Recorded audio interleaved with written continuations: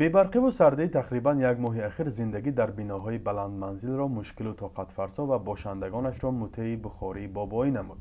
бархе аз сокинони шаҳраки чорухдарони гулистон дар 20 километрии шаҳри хуҷанд маҷбур шуданд дар ҳуҷраҳояшон ки дар баландошонаҳо воқеъ аст бухории бобоӣ насб кунанд. ин сол свет куштост.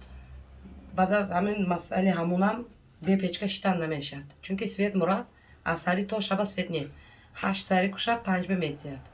амба маҷбур печка алов накунам, бачаҳам касал нашавад гуфта алов мекунам. муҳайёт ҷурабоя бо ду фарзанди мактабхонаш дар танҳоӣ ба сар мебарад ва дар рӯзҳои сардӣ хонаашро бо ҳезуми аз саҳро ҷамъовардааш гарм мекунад.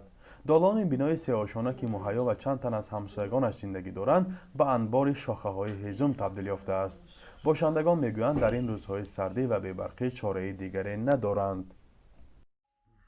боли манангем печкашай манандаҳай одни хамсоянда як 5-6 касанда хайденҷанд печка дуд пут кунатам жалова нест, чунки қариб 100% халқи чоруханда 80% печка кити мешинад, печка ями алоги.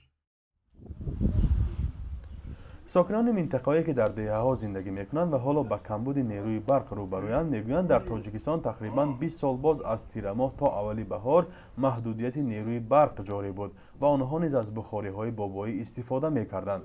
вале чун ҳукумати тоҷикистон соли 2017 эълон кард ки лимит ё тариқи реҷа додани барқ ба сокинон дигар идома нахоҳад ёфт, онҳо низ аз истифодаи ин намуди гармкунакҳои хонагӣ даст кашидаанд. تو چرا؟ پلیتکا همه جا کمر رو نمیتونم تا دی سر من روزی گرم کنم گوشی همه گریب شده است. сокинони тоҷикистон беш аз 3 ҳафта инҷониб бо маҳдудият нерӯи барқ мегиранд ва нигарон аз он ҳастанд ки дубора лимит дар истифодаи барқ ҷорӣ мешавад. вале масъулони ширкати барқи тоҷик аз оғози моҳи ноябр то ҳанӯз дар посух ба норозигии сокинон мегӯянд дар кишвар лимити барқ ҷорӣ нашудааст ва ин вазъро ба таъмири дастгоҳҳо ва истгоҳу зеристгоҳҳо рабт медиҳанд. дар осонаи зимистон таҷҳизотҳои калони барқӣ ҳама вақт ба таъмир фаро гирифта мешаванд.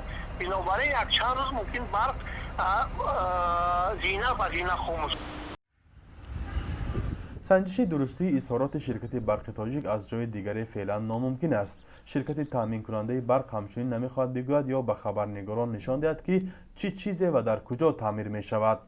вале дар соли равон ҳадди аққал ин бори сеюм аст ки барои чанд рӯз интиқоли барқ ба манзили сокинон дар соатҳои муайян қатъ мешавад.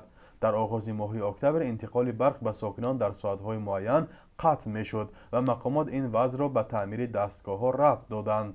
дар моҳи апрел ҳам беш аз 2 ҳафта бархе аз сокинон бо реҷа барқ гирифтанд, аммо барқи тоҷик боз ҳам мавҷудияти лимитро рад карда буд. фарзон муҳаммадӣ, радиои озодӣ, шаҳри хуҷанд.